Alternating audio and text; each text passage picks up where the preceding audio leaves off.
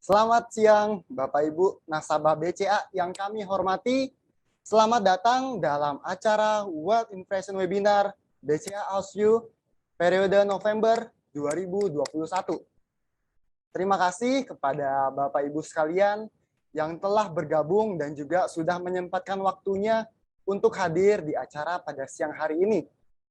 Perkenalkan, saya Richard selaku moderator dari BCA yang akan memandu acara kita pada siang hari ini dari awal sampai dengan selesai. Kita sudah membahas mengenai BCA House View Oktober 2021. Dan saat ini kita akan bersama-sama melihat update apa saja yang ada pada BCA House View untuk periode November 2021. Melalui house view yang diterbitkan oleh BCA setiap bulannya, kami berharap agar senantiasa dapat menyajikan informasi terupdate mengenai pandangan BCA terhadap analisa market dan juga kelas aset yang sesuai dengan kondisi pasar saat ini. Dan juga di tengah-tengah kita telah bergabung Bapak Adrianus Wagimin selaku Eksekutif Vice President Individual Customer Business Development BCA. Dan juga Bapak Richie Norbertandias CFA selaku Asisten Vice President Research and Portfolio Management Divisi Wealth Management BCA. Selanjutnya kami mengundang kepada Bapak Adrianus Wagimin selaku Eksekutif Vice President Individual Customer Business Development BCA untuk dapat memberikan sambutan sekaligus juga membuka acara kita pada siang hari ini. Selamat siang Pak Adri. Selamat siang Stephen. Apa kabar Pak? Kabar baik, terima Puji kasih. Tuhan, sehat selalu ya Pak. Baik, kepada Amin. Pak Adri, kami persilahkan waktu dan tempatnya untuk memberikan sambutan Pak. Silahkan. Baik, terima kasih Stephen sekali lagi. Selamat siang pada Bapak dan Ibu nasabah BCA yang berbahagia, yang berkenan hari ini bergabung dengan kami di acara Wealth Inspiration Webinar BCA, khususnya mengenai House View November 2021 ini, dan juga kepada Bapak dan Ibu Kepala Kantor Wilayah, yang juga hari menemani para nasabah yang hadir, dan juga tak lupa bahwa tamu undangan semuanya yang saya tidak mungkin sebut satu persatu, tapi telah menghadiri acara ini. Bapak Ibu sekalian, pertama-tama saya mengucapkan sekali lagi Bapak selamat berjumpa kembali di acara ini, karena seperti tadi Stephen sampaikan, kita telah melakukan review house view di bulan yang lalu, dan tentunya di bulan November ini kami ingin kembali hadir untuk menemani Bapak Ibu memberikan pandangan BCA bagaimana kondisi atau dengan situasi market saat ini, bagaimana 3 kelas aset yang berupa kas, obligasi, atau saham saat ini di bulan November dan seterusnya ini seperti apa. Dan tentunya ini kita akan melihat sebagai tactical asset allocation yang nanti Bapak Ibu di lapangan juga akan dikawal oleh PIC relationship BCA yang ada, yang biasanya atau petugas BCA di lapangan. Nah, di sini tentunya dengan tactical asset allocation ini kita bisa melihat apakah kas, obligasi maupun saham atau equity yang bisa kita kenal dalam posisi apakah underweight, apakah neutral, ataukah juga overweight. Nah, sehingga nanti akan bisa menunjang Bapak Ibu dalam mengambil keputusan Bapak Ibu dalam berinvestasi tentunya. Nah, di dalam November 2021 ini, kita akan ngebahas topik-topik yang memiliki peran dalam pergerakan 3 aset ini, Bapak Ibu sekalian. Contohnya salah satu adalah kita ngomong apakah Amerika Serikat atau USA akan mengalami stagflation seperti tahun 1970. Di dalam kondisi stagflasi di tahun 1970 saat itu memang terjadi dalam konteksnya itu adalah hubungan terbalik yang stabil antara inflasi dan pengangguran gitu ya, di mana inflasi dapat ditoleransi karena itu bisa berarti ekonominya tumbuh dan penganggurannya akan berada di titik yang paling rendah. Nah, dalam konteks ini Amerika mengalami hal itu, dan kebijakan Federal Reserve di tahun itu saat itu membuat mengalami stagflasi, dan akibatnya ada ekonom Amerika Milton Friedman yang memenangkan Nobel membuat Amerika keluar daripada itu. Dan sampai sekarang kita tahu teori Milton ini menjadi satu kerangka moneter yang identik dengan teori moneter modern saat ini. Nah, tapi detailnya apa? Saya nggak mungkin mengulik saat ini, biarkan nanti Pak Richie Norbert Tandias, CFA dari BCA yang akan mengulas lebih detail dan korelasinya, dan juga ada hal-hal lain seperti faktor tekanan inflasi saat yang masih berlanjut, perkembangan COVID yang terus membaik di Indonesia, tapi di beberapa negara Asia juga masih mengalami kondisi yang belum terlalu terbaik, dan kondisi para wisata yang juga kita paham saat ini mendorong beberapa hal, contoh kayak Thailand yang sekarang membuka diri sehingga semua orang bisa masuk ke sana dengan begitu lebih luas, atau aktivitas perekonomian Indonesia yang juga semakin terbaik dalam angka. Dan jangan lupa ada tax amnesty chapter 2 yang sebentar lagi juga lagi ramai dibicarakan, khususnya tax karbon gitu. Nah, kita berharap moga-moga nanti dikawal oleh Pak Richie kita bisa berbicara atau mengulas lebih detail sehingga membuat Bapak Ibu sendiri dapat informasi yang lebih kuat dan sehingga bisa mengawal Bapak Ibu sendiri berinvestasi yang tentunya di BCA akan siap membantu Bapak Ibu juga. Nah, tanpa berpanjang lebar, lebih lama lagi kami ucapkan terima kasih sekali lagi perhatian dan kepercayaan Bapak Ibu pada BCA sampai hari ini. Semoga webinar ini akan menambah pengetahuan dan juga membuat langkah Bapak Ibu menerapkan strategi yang tepat untuk berinvestasi seperti apa sesuai dengan kondisi ekonomi yang saat ini masih penuh ketidakpastian dan juga sesuai dengan risk profile Bapak Ibu serta time horizon yang Bapak Ibu inginkan tentunya. Selamat mengikuti acara ini dan semoga dapat bermanfaat pada Bapak Ibu sekalian. Salam sehat selalu, BCA senantiasa di sisi Bapak Ibu. Terima kasih, saya kembalikan pada Stephen. Thank you. Baik, terima kasih Pak Adri atas sambutannya yang luar biasa ya Bapak Ibu. Selanjutnya juga saya mengundang kepada Bapak Richie Norbert Tandias, CFA, selaku Asisten Vice President Research and Portfolio Management, Divisi Wealth Management BCA, untuk dapat berbincang-bincang, memberikan informasi nih mengenai BCA House View untuk periode November 2021. Selamat siang, Pak Richie. Apa kabar, Selamat siang, Pak? Richard. Apa kabar? Baik. Salam sehat selalu ya, Pak. Puji Tuhan. Puji Tuhan sehat. Terima kasih nih kepada Pak Richie atas kesediaannya untuk hadir dan juga akan sharing dalam webinar pada siang hari ini. Pasti Bapak Ibu sudah nggak sabar untuk mendengarkan pemaparan dari Bapak Richie mengenai update BCA House View di bulan ini.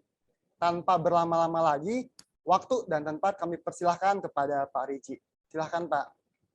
Terima kasih, Richard. Selamat siang, Bapak Ibu, nasabah BCA yang kami hormati dan juga kami cintai. Kita akan segera mulai untuk House View hari ini.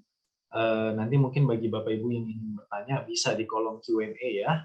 Sementara kita akan mulai dulu untuk sesi pada hari ini. Kita mulai dengan tactical asset allocation seperti biasanya. Untuk money market tidak ada perubahan atau slightly underweight. Sedangkan untuk fixed income ini ada perubahan. Jadi titik hitam ini menggambarkan artinya di bulan lalu posisinya adalah slightly underweight. Tetapi untuk bulan November, Wealth Panel member memutuskan untuk menaikkan ratingnya menjadi neutral. Kenapa jadi neutral?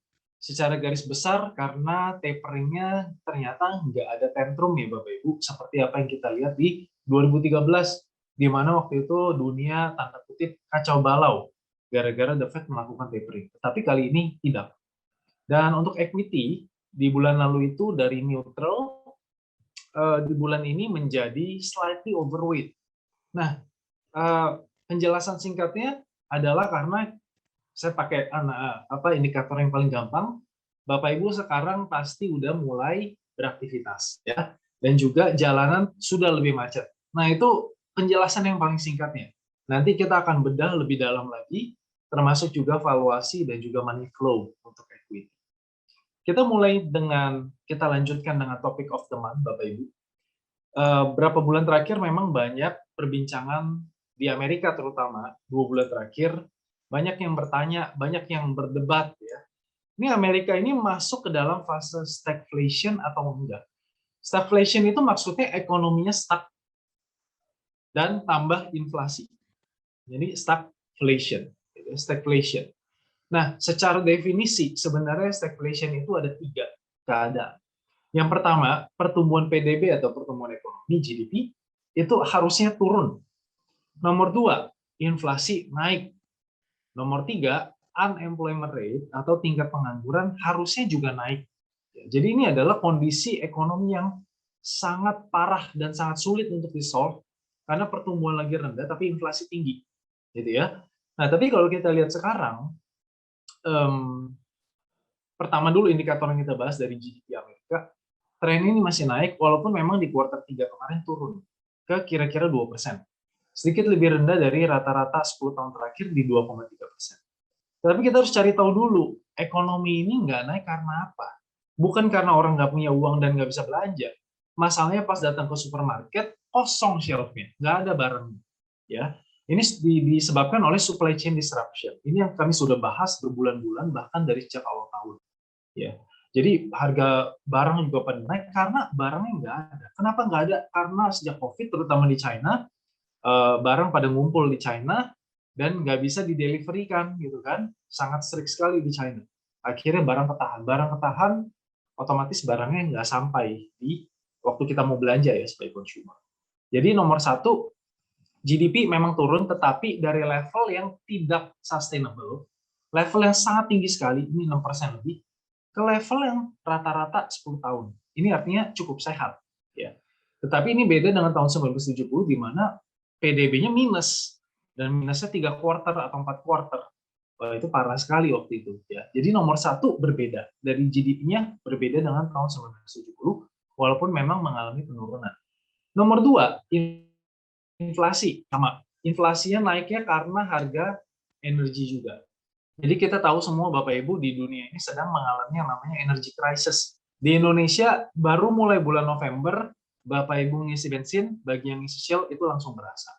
Ya perbedaannya itu biasa Shell sama Pertamina bisa cuma 100 perak, sekarang bisa 1000 perak perbedaannya. Ya karena memang Pertamina juga ada tanda kutip harus mensubsidi supaya inflasi nggak terlalu naik karena konsumsi belum. Jadi dari segi inflasi ini sama dengan tahun 1970 yang didrive oleh kenaikan harga minyak yang signifikan. Nanti di segmen komoditas kita akan bedah 4 macam komoditi dan di situ akan terlihat jelas kenapa nggak ada negara di dunia ini yang bisa lari dari yang namanya inflasi. Dan yang terakhir unemployment rate harusnya ini naik Bapak Ibu kalau untuk memenuhi teori stagflation. Problemnya adalah ini sebenarnya turun, jadi nggak valid nih dengan stagflation yang ada di tahun 1970. Bahkan rata-rata 10 tahun terakhir, tingkat pengangguran 6,35, yang kemarin baru dirilis itu di 4,6%. Dan secara teori ekonomi di bawah 5% itu sudah mencapai maximum level, optimum level. Ya, disebut juga dengan full employment. Karena nggak mungkin di satu negara semua orang bekerja dan nggak ada yang pengangguran. Pada teori ekonominya tidak ada. Jadi di bawah 5% udah bagus. Dan sekarang sebenarnya sudah di bawah 5%, menandakan bahwa ekonomi Amerika memang sedang kuat sekali. Di Amerika itu, ya kalau di Indonesia COVID banyak orang yang butuh pekerjaan, di Amerika terbalik. Banyak perusahaan yang butuh pekerja, tapi pekerjanya pada nggak mau. Nanti kita akan bahas lebih detail. Kita masuk dulu ke COVID, Bapak Ibu. Weekly cases ya, kita lihat di seluruh dunia, semua benua itu turun. Kecuali satu, yang warna hitam, Eropa. Kenapa? Karena 2 bulan 3 bulan terakhir kita lihat di Eropa itu sudah tidak pakai masker. Nonton bola, jalan-jalan, semuanya udah nggak pakai masker. Jadi kasusnya mulai naik. Walaupun dari segi vaksinasi, Eropa ini yang paling bagus ya. Jadi 55% itu udah fully vaccinated, berarti udah dapat 2 dosis. Sedangkan dunia lainnya masih rendah. Ya Asia ini yang mungkin kita harus highlight, ini naiknya cukup cepat. Kalau di bulan Mei, Agustus, ini yang naik cuman karena China, basically. Tetapi makin ke sini, ini sudah lebih merata, termasuk Indonesia. Mau mencari vaksin, terutama di Jakarta, itu sudah tidak susah. Tidak sesusah 6 bulan lalu. Jadi perkembangan COVID adalah hal yang positif. Namun harus diwaspadai bahwa, terutama di Indonesia, setiap kali ada liburan, biasanya nanti bisa naik lagi. Makanya libur akhir tahun sudah ditiadakan oleh pemerintah. Ya, cuti bersama itu sudah ditiadakan. Tetapi secara overall, dari segi penyebaran virus dan pandemi ini sudah jauh lebih baik Bapak Ibu, dan ini hal yang positif, dan itu kenapa Bapak Ibu bisa lihat ya ekonomi ini kedepannya akan lebih cerah bisa dibilang dibanding dengan beberapa kuartal terakhir. Selanjutnya kita lihat di Amerika, ini US retail gasoline. Jadi orang Amerika pas isi bensin luar biasa. Ini naiknya dari 2020 awal, naiknya ini udah mau 2 kali lipat. Ini udah menyentuh level 7 tahun terakhir. Dan kalau kita cek harga minyaknya, oh sama. 7 tahun terakhir juga paling tinggi nih harga minyak sekarang. Jadi ini sudah sangat menjelaskan ya. Nah ini kenapa inflasi di Amerika akan terus berlanjut dan nggak akan bisa hilang dalam waktu dekat. Yang kedua, yang tadi saya ceritakan, banyak sekali orang di Amerika itu yang resign. Sehingga selama 5 bulan terakhir, ini pertumbuhan gaji ini naiknya tinggi sekali gitu ya, 10%. Di Indonesia kalau 5% aja, ya itu udah lumayan ya. Kalau inflasi 3%, perusahaan naikin 5%, berarti nombok 2%. Nah ini di Amerika ini mau 10%. Artinya apa? Artinya perusahaan ini harus membayar orang lebih mahal. Nah, kalau kayak gitu, yang terjadi apa? Harga barang yang naik lagi, karena pekerja juga gajinya naik. Jadi kalau gaji pekerja naik, biaya daripada perusahaan naik, total overall cost naik, ya berarti harga jual juga harus naik. Kalau nggak perusahaannya kan rugi. Ya. Jadi dua faktor ini, Bapak Ibu, terlihat bahwa inflasi di Amerika dan di seluruh dunia nantinya akan mengikuti juga. Itu memang nggak akan bisa hilang dalam waktu dekat. Ya. Dan ada sedikit data di sini, 30% daripada wanita di Amerika keluar dari pekerjaannya di masa pandemi. Kenapa? Karena nggak ada childcare, nggak bisa titipin anaknya. Kalau bisa pun takut kena COVID.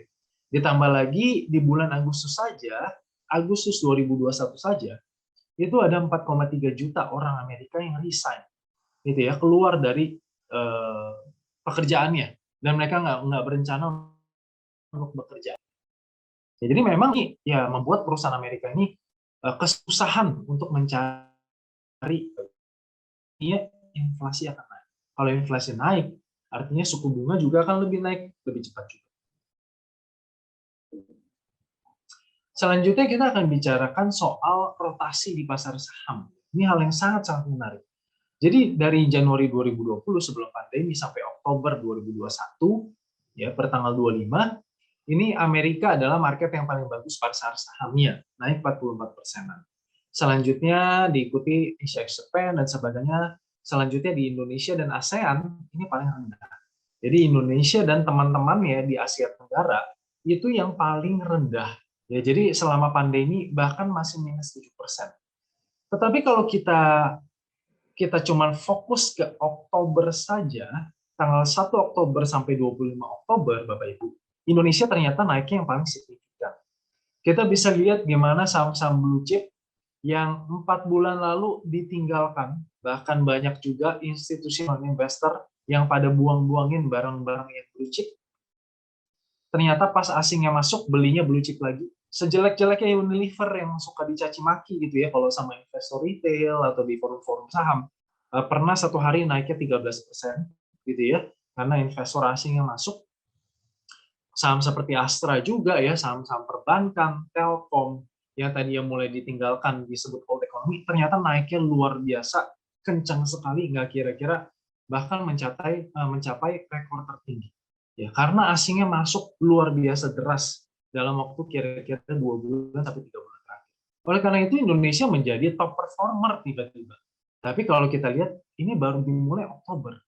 Nah, banyak yang berpikir, ini udah all time high, masih bisa beli atau enggak. Nah, kita harus ingat, walaupun ini memang di bulan Oktober paling tinggi, Bapak Ibu, tapi dari sejak pandemi, kita ini yang returnnya paling rendah. Ya, jadi room itu masih ada. Room for growth, for upside potential masih ada, tetapi memang bergantung pada economic reopening. Pent up demand-nya nanti seperti apa.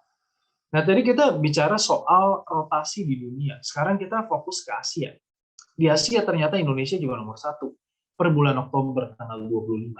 915 juta US dollar. Udah lama kita nggak lihat flow sebesar ini, Bapak Ibu. Ya, berarti dalam 25 hari aja masuk sekitar 14 triliun ke Indonesia. Nah, diikuti oleh Thailand, Malaysia, Filipina. Ini tadi kita katakan ASEAN. Sedangkan dari India ini memang dari tahun lalu waktu COVID luar biasa, tahun ini pun asingnya tetap masuk. Jadi India itu sudah mahal sekali sebenarnya secara valuasi. Dan dari Korea dan Taiwan asingnya keluar. Pertanyaannya kenapa? Karena ini sebenarnya di-trigger oleh China. Ya, jadi 5 tahun terakhir dari 2016 semua uang di dunia itu masuknya pasar saham kalau ke Asia cuman ke Asia Utara. Dari Indonesia ditarikin, dari Thailand ditarikin, Malaysia, Filipina ditarik, masuknya ke South Korea, Taiwan, China, atau Hong Kong. Udah tinggal itu aja, karena itu jantungnya teknologi. Tetapi sekarang mulai ada rotasi. Ya, mulai orang melihat bahwa kalau ekonomi mulai dibuka dan kembali normal, ekonomi seperti Indonesia yang mengandalkan domestic consumption itu akan diuntungkan. Ya, dimulai dari sektor perbankan. Ya. Nah, oleh karena itu, Bapak Ibu, ini di dalam Asia sendiri ternyata sudah ada yang namanya rotasi juga, gitu ya. Jadi bukan hanya di seluruh dunia saja, tapi di Asia sendiri juga ada rotasi, Bapak Ibu. Ini adalah hal yang sangat penting untuk kita sadari. Ya. Karena Indonesia ini tanda kutip udah lama puasa, investor asing udah keluar dari sejak 2018 trade war sampai kemarin keluar terus nggak pernah masuk, baru akhirnya 2 bulan 3 bulan terakhir mulai masuk ke pasar Indonesia. Kita lanjutkan ke Indonesia, dari COVID-nya turunnya udah signifikan sekali, positivity rate dari 30% di bulan Juli sudah turun ke 0,5%, bahkan pernah ke 0,2% belakangan ini. Jumlah kematian juga sudah turun signifikan. Ya, jadi kasusnya luar biasa bagus, walaupun Kementerian Kesehatan mengatakan di bulan Desember mereka expect akan ada third wave. Ya, jadi ini bukannya menyumpahin sih, tapi ini sebenarnya peringatan bahwa jangan sampai prokes itu kita kendor. Tetap aktivitas boleh, tetapi jangan sampai nggak pakai masker, jangan sampai kita nggak mau vaksin, jangan sampai kita juga benar-benar melupakan semua protokol itu, yaitu tetap berbahaya. Kita bisa lihat contohnya Eropa. Ya. Dari segi vaksinasi, Indonesia secara keseluruhan sudah 41%, 25% itu yang sudah fully vaccinated, yang first dose only itu 16%. Kedepannya ini akan lebih banyak lagi, Bapak Ibu. Kenapa? Akan lebih cepat lagi. Kenapa? Karena puncaknya terjadi di bulan Juli. Nah, orang yang terkena di bulan Juli baru bisa mendapatkan dosis kedua itu di bulan November dan Desember. Nah, nanti kita akan lihat sebulan ke depan angka ini akan naiknya jauh lebih signifikan. Apalagi ketersediaan vaksin jauh lebih baik. Harapannya kita bisa benar-benar move on, sudah nggak ada cerita COVID lagi di tahun depan, jadi ekonomi tinggal lari ya. Itu doa kita semua sama-sama Bapak Ibu, dan harapan kita juga. Kita sekarang bicara soal ekonomi Indonesia, ini eksternal, yang ini internal. Dari segi eksternal, ekspor impor masih kencang sekali, ekspor sangat diuntungkan Indonesia karena adalah community based economy. Kita punya batu bara, kita punya CPO, kita punya karet, kita punya natural gas, dan banyak macam komoditi lainnya, dan kita diuntungkan karena harga komoditas lagi naiknya luar biasa. Ya, jadi ini hal yang positif, dan ini yang menyebabkan kenapa rupiah itu kuat sekali. Karena secara fundamental speaking, ini trade surplus di 4,37 billion. Di bulan lalu 4,7 billion. Ini sepanjang sejarah bangsa Indonesia nggak pernah ada surplus sebesar ini. Jadi semakin surplus, semakin ekspor lebih besar dari impor. Negara surplus. Kalau negara surplus berarti supply dolarnya surplus, supply US dolarnya surplus. Oleh karena itu rupiahnya bisa menguat, gitu ya, karena dolarnya banyak. Secara simpelnya bisa dijelaskan seperti itu. Tetapi nanti kalau misalnya harga komoditas mulai pada turun, yang akan terjadi, pasti akan terjadi. Karena semua orang, semua dunia berlomba-lomba untuk masuk ke renewable energy, akan meninggalkan fossil fuel, akan menuju yang namanya net zero carbon emission, ya. Otomatis harga komoditas seperti batu bara, minyak, natural gas, dan yang lainnya, kedepannya itu akan turun. Dalam waktu 10-20 tahun ke depan, nggak akan digunakan sebanyak seperti sekarang. Tapi untuk sekarang, ini hal yang fondasi yang kuat, kenapa rupiah bisa menguat, Bapak Ibu. Nah, kita masuk ekonomi internalnya sekarang. Ini BCA Big Data yang warna biru tua itu adalah transaksi bisnis BCA. Jadi, indeks yang mengukur transaksi bisnis yang terjadi di BCA. Oke. Yang kedua yang biru muda adalah transaksi belanja, indeks belanja. Jadi dari consumer, kita bisa lihat consumernya naik lebih tinggi dari produsen. Itu yang kita rasakan, belanja udah jalan, tapi bisnis kita sebagai pebisnis mungkin belum terlalu jalan, tapi belanja kita mah jalan. Karena artinya apa? Uang nggak ada. Ya, cuman masalahnya nggak terlalu berani konsumsi aja, karena belum ada kepastian.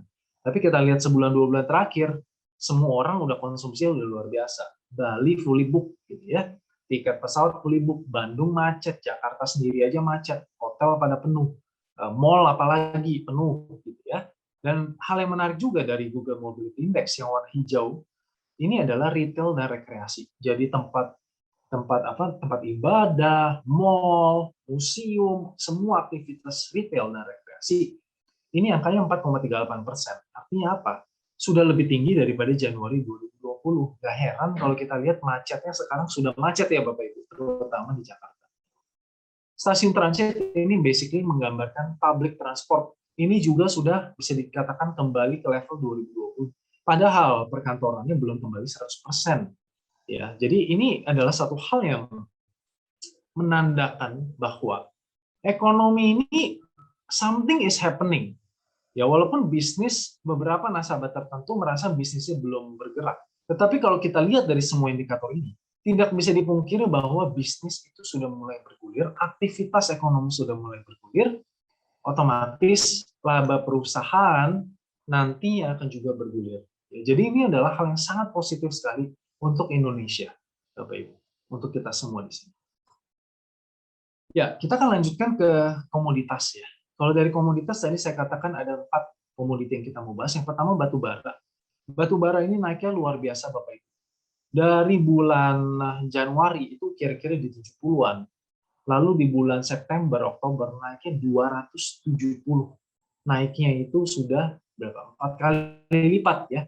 Karena tiba-tiba pabrik dibuka, tiba-tiba orderan banyak masuk. Berarti kapasitas pabrik ditambah, berarti energinya juga harus ditambah. Itu terjadi di natural gas, di coal, di oil, semua macam energi, gitu ya. Tapi kemudian ini ada turun, kenapa? Karena China mengintervensi. China mengintervensi karena China walaupun adalah negara yang paling agresif di dalam transformation, energy transformation, pakai wind, pakai solar, pakai segala macam, tapi tetap aja efisiensinya belum sampai situ, biaya besar dan progresnya masih panjang. Prosesnya itu masih panjang untuk bisa transisi sepenuhnya. Nah, jadi yang terjadi di sini adalah China tanda kutip mengintervensi harga batu bara supaya ya pabriknya bisa jalan gitu ya, supaya bisnis ini nggak tanda kutip nggak nombok gitu, supaya harga barang nggak sampai terlalu tinggi sampai orang nggak bisa beli. Nah, natural gas ini kira-kira sama gambarannya Bapak Ibu, karena ini basically ada substitusi ya. Natural gas lebih bersih memang daripada batu bara, tapi ada biaya-biaya yang memang lebih mahal gitu ya. Nggak semudah itu di-maintain ya, seperti batu bara ataupun minyak. Jadi, tetapi di sini kelihatan bahwa natural gas, gas alam itu juga naiknya signifikan. Ya, karena memang energy crisis yang tadi kita katakan.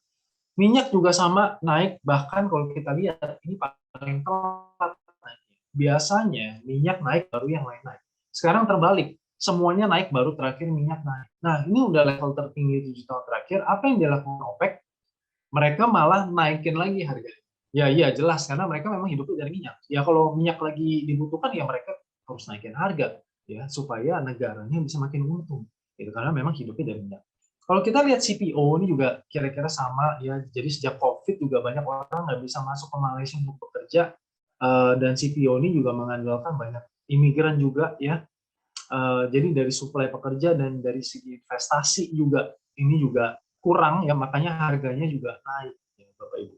Dan karena barang consumer juga udah mulai lebih jalan, CPO ini kan banyak sekali turunannya bisa dipakai untuk beribu-ribu barang gitu ya yang berhubungan dengan consumer juga Bapak Ibu. Jadi dari 4 hal ini menandakan ekonomi jalan. Kalau ekonomi nggak jalan, nggak mungkin harga komoditas bisa naik. Itu tidak akan mungkin. Tapi kalau harga komoditas naiknya seperti ini, berarti something is going on. Berarti ada konsumsi sehingga pabrik perlu energi, sehingga barang-barang komoditas naik. Dan ini kita cuma bahas 4. Kalau kita bahas even kapas, kopi, gitu ya, banyak sekali komoditas-komoditas yang mungkin kalau kita dengar lumayan lucu, tapi naiknya juga signifikan. Ya, bahkan kapas, gitu ya. Selanjutnya ke currency Bapak Ibu, untuk DXY atau US Dollar Index seperti diperkirakan 3 bulan ke depan itu range-nya 92,5 sampai 94,5. Nah, hari ini memang sudah menembus 95 ya, karena memang the Fed-nya sudah melakukan tapering.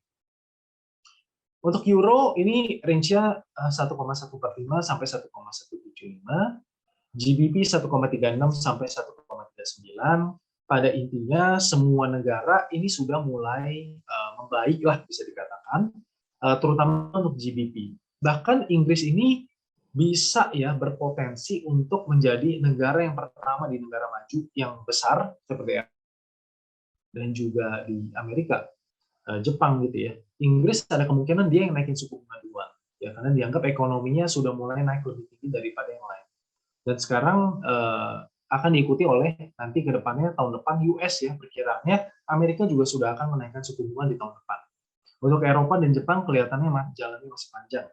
Biasanya mereka selalu lebih telat ya, karena permasalahannya juga lebih kompleks. Dan dari segi populasi, aging population-nya juga jauh lebih parah dibandingkan dari semua negara di dunia. Aussie dollar diperkirakan di 0,725 sampai 0,755. Japanese yen di 112 sampai 115 dan CNH di 1,38 sampai 6,5.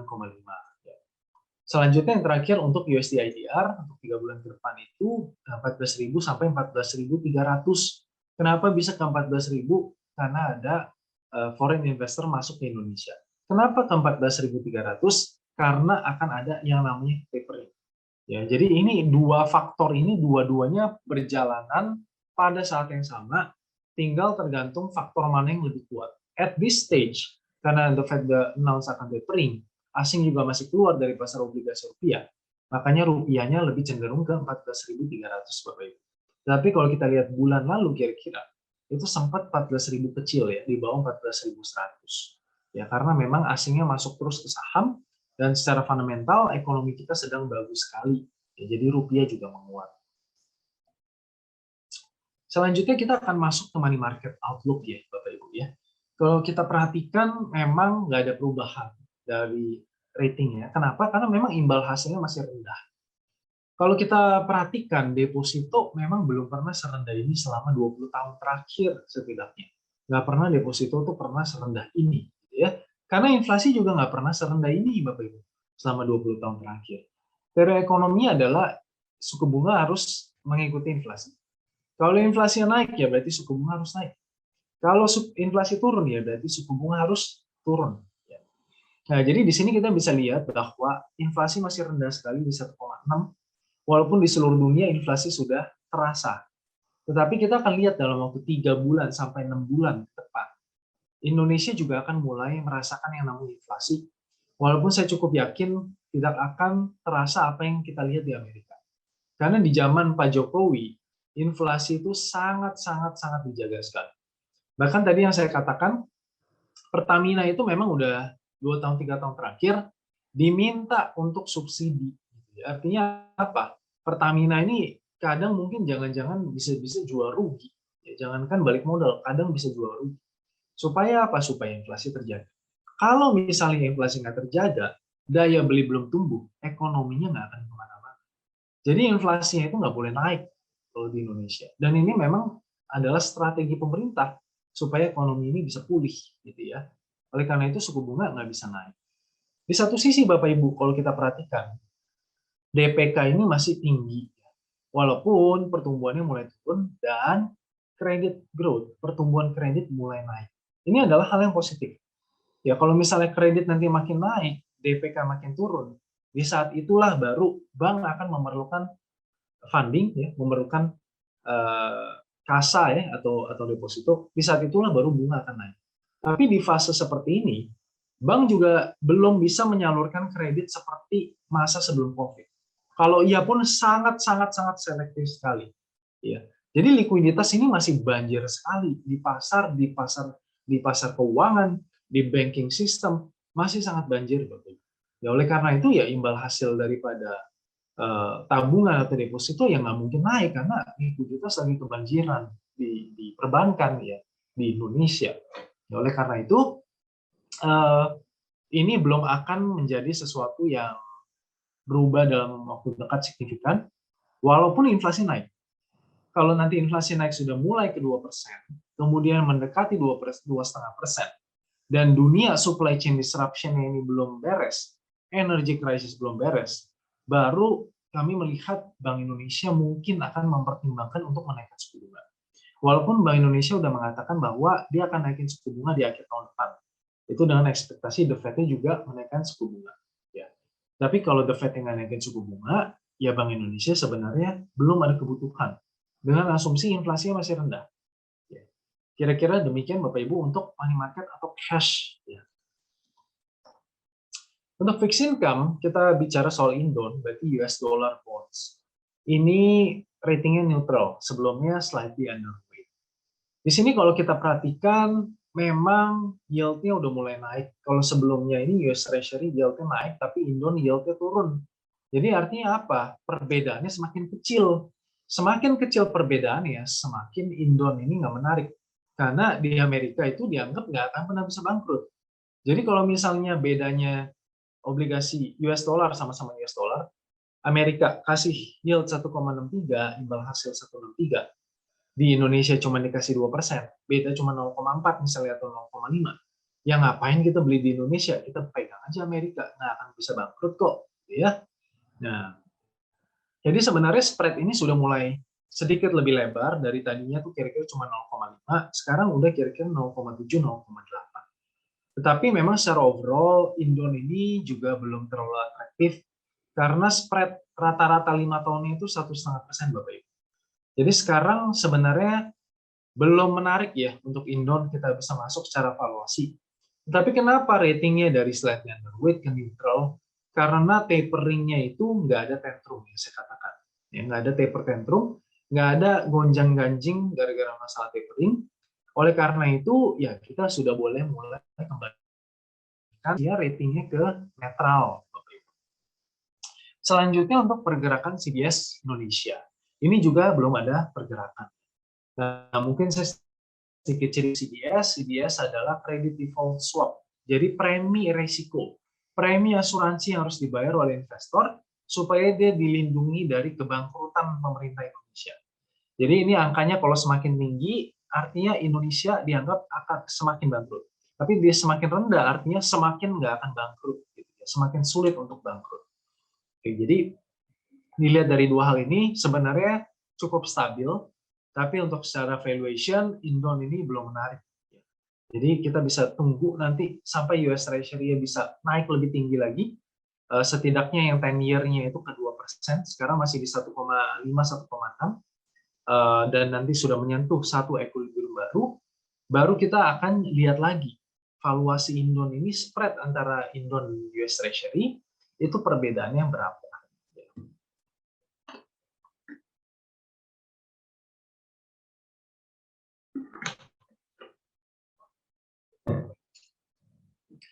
Baik, selanjutnya kita akan membahas FR, Bapak. Jadi obligasi dalam mata uang rupiah. Nah, ini kenapa perubahannya sebenarnya dari netral dari slightly underweight ke netral. Kalau untuk FR, alasan untuk marketnya kuat itu jauh lebih ada, jelas. Kita di sini lihat hasil lelang. Jadi setiap Selasa 2 minggu sekali, Menteri Keuangan itu akan melakukan lelang. Melelang obligasi pemerintah. Ya. Nah, kita bisa lihat di sini, yang warna biru tua adalah incoming bids. Jadi orang-orang yang ngebid nih, orang yang bilang, saya mau ikut, saya mau beli nih obligasi pemerintah Indonesia yang rupiah, FR. Yang warna abu-abu adalah bid to cover. Artinya apa? Ini masalah demand dibagi dengan supply. Jadi kalau angkanya makin tinggi, kayak contoh ini ke 9 kali, berarti pemerintah misalnya contoh yang mau beli obligasi di lelang 9 triliun, orangnya yang mau beli 9 triliun, tapi pemerintah cuma terbitkan 1 triliun. Jadi supply-nya itu lebih kecil daripada demand-nya. Ya, makanya kita bisa lihat marketnya sangat terjaga. Oke. Dan inilah sebenarnya yang menyebabkan Bapak Ibu, kenapa sih kok FR itu marketnya tetap kuat? Biasa di tahun 2013 FR yang tenornya 20 tahun, itu harganya turunnya kira-kira 30%. Kenapa kali ini nggak terjadi? Gitu ya. Pertanyaannya kenapa? Jawabannya adalah dua hal. Pemerintah dan Bank Indonesia sangat kompak dan sangat mengerti apa yang mereka harus lakukan untuk menjaga market. Nomor satu, saya mulai dari Bank Indonesia dulu ya. Mereka melakukan burden sharing dan mereka akan jadi standby buyer. Artinya apa? Siapapun yang mau buang barang akan dibeli sama Bank Indonesia. Jadi akhirnya harganya stabil. Kenapa harus dijaga seperti itu obligasi pemerintah rupiah?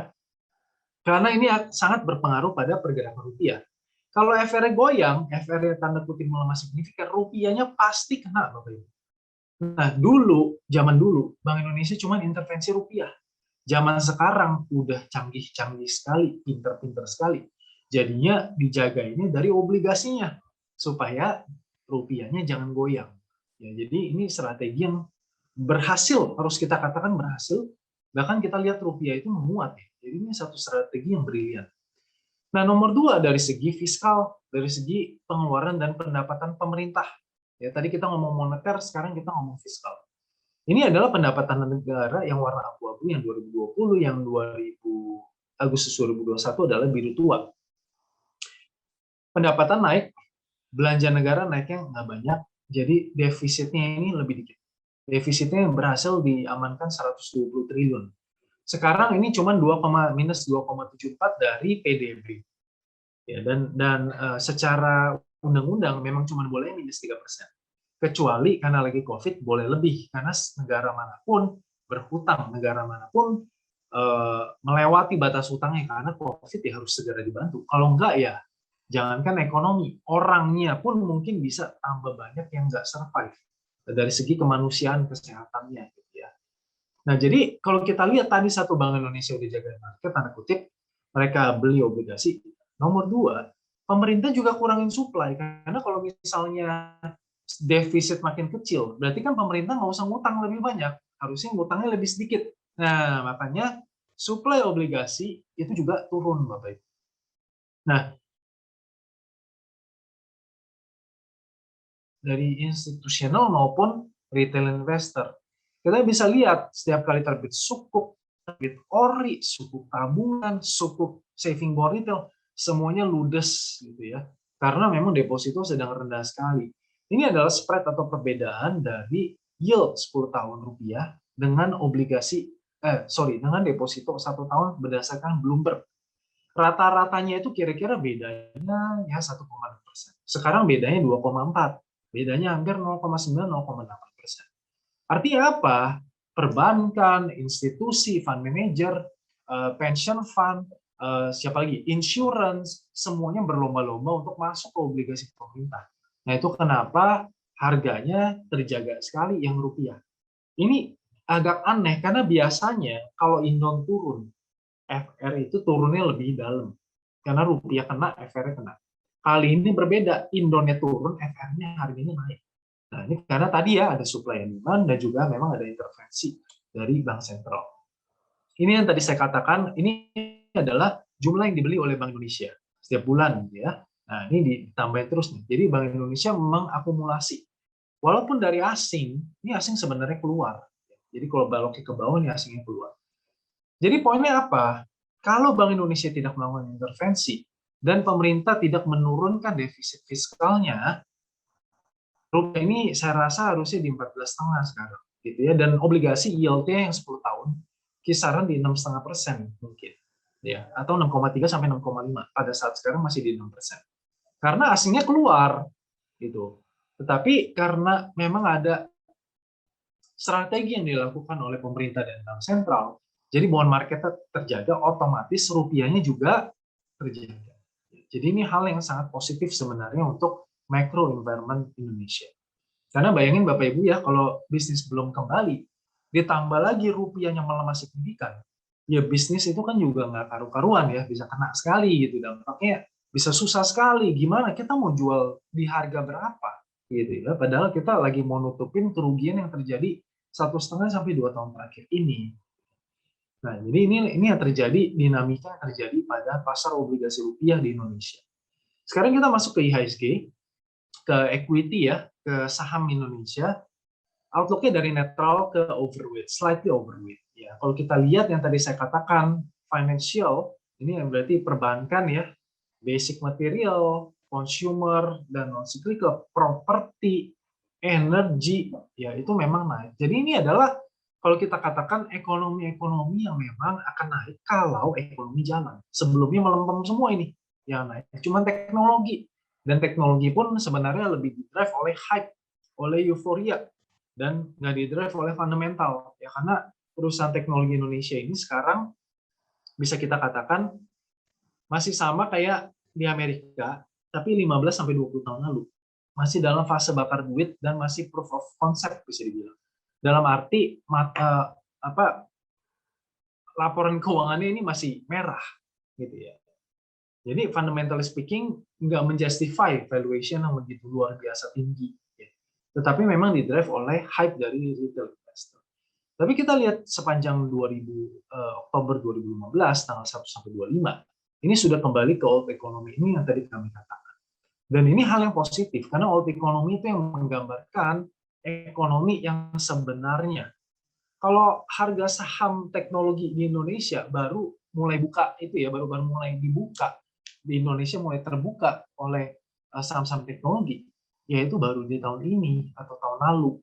Jadi kalau dia naiknya misalnya ribuan persen, sebenarnya belum bisa dipegang secara keseluruhan karena belum dites. Betul apa enggak bisa menghasilkan laba bersih sekian gitu ya. Nah, jadi kalau kita lihat proksinya untuk melihat ekonomi, kita lihat dari sini. Terutama financial. Ini kalau ekonomi jelek, pasti yang pertama kena itu perbankan, financial, sudah pasti. Tapi kalau ekonomi itu akan membaik, biasanya tanda-tandanya kita lihat dari banking juga. Itu kenapa banyak analis, ya bahkan kami katakan tadi kami kasih lihat juga data dari Big Data BCA, bahwa ekonomi sudah mulai berjalan, sudah ada traction. Dan kalau kita lihat dari loan disbursement breakdown, kalau turun berarti loan growth-nya turun. Ini di bulan September naik, dan kalau Bapak Ibu perhatikan yang warna abu-abu, itu konsumsi. Itu sudah naik bahkan dari Mei, Juni, Juli, Agustus, September. Itu sudah naik untuk kredit untuk konsumsi Bapak Ibu. Dan ekonomi di seluruh dunia manapun, kalau mau jalan ekonominya, itu harus ada satu namanya komponen di dalam GDP by expenditure approach. Namanya C atau consumption. Mau orang kayanya sebanyak apapun di negara itu, kalau nggak ada yang konsumsi, ekonominya nggak akan jalan. Ya. Jadi kita bisa lihat di sini konsumsi mulai jalan, dan yang warna hijau ini working capital. Jadi orang udah mulai minjem duit buat dagang, buat nyetok barang. Ya. Tapi yang warna merah investment ini masih flat. Investment ini beli mesin baru, bangun pabrik baru, gitu ya, yang lebih fixed asset.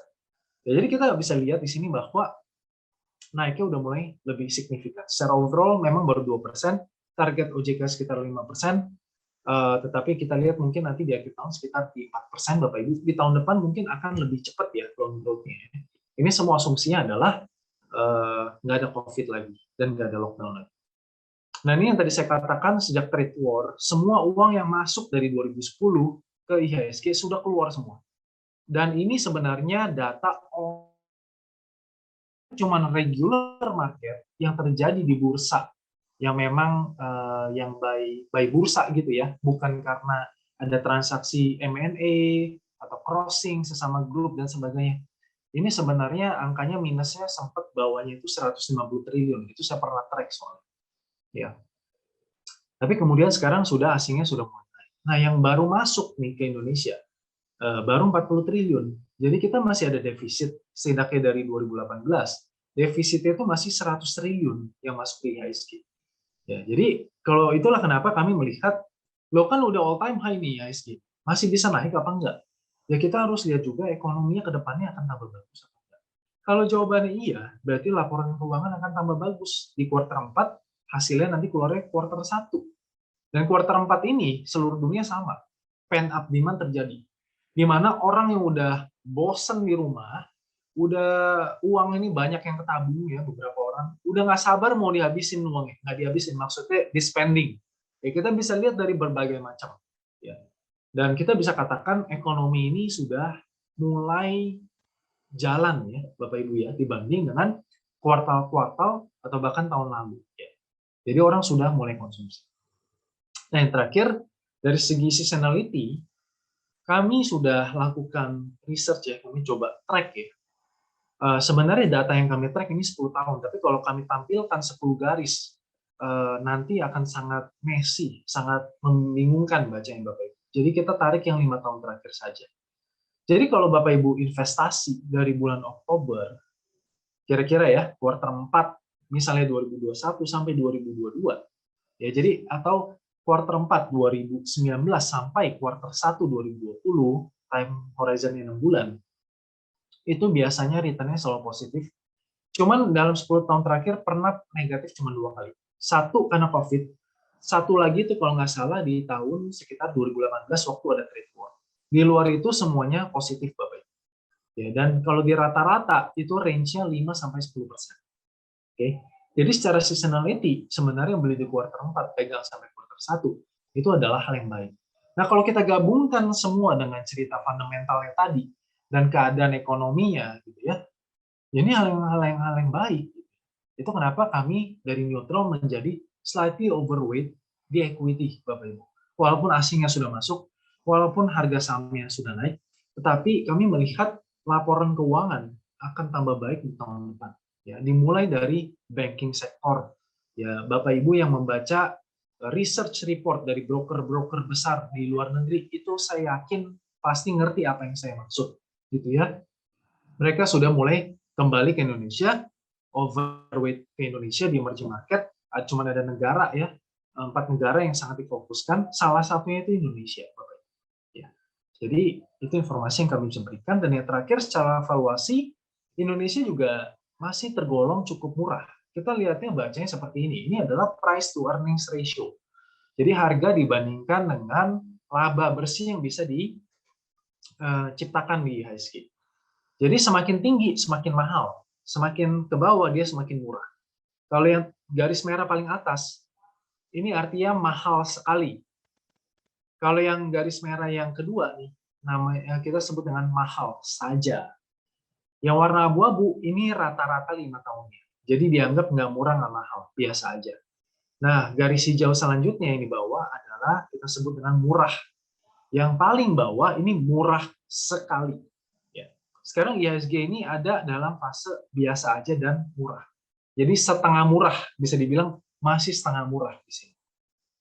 Dari PE ratio. Tapi kalau kita lihat dari price to book value, harga saham dibagi dengan nilai bukunya. Nilai buku kan nggak berubah-berubah, Bapak Ibu ya. Kalau lagi krisis, gini-gini, ya nilai bukunya segitu aja, dicatatkan nilai modalnya di situ, segitu perusahaan. Itu kenapa kita harus lihat juga price to book value. Nah, kalau price to earnings, ya kalau lagi krisis, earnings-nya turun, harganya juga turun. Jadi PE ratio-nya bisa aja nggak gerak.